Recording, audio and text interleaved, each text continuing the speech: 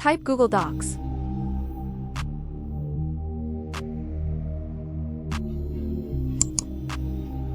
Click on first link. Click on Go to Docs. Click on top left corner's 3 lines.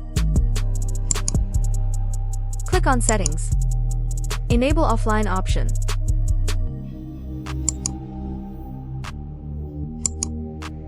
Now setting up offline process takes few minutes.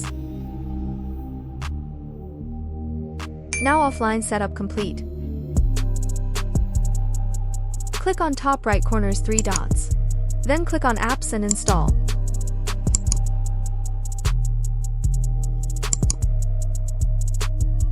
After installing, go to your desktop and open Docs.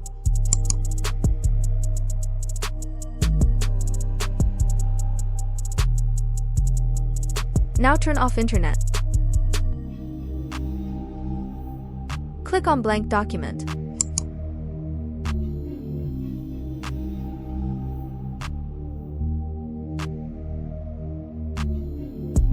Now see that all changes saved on your device and working offline.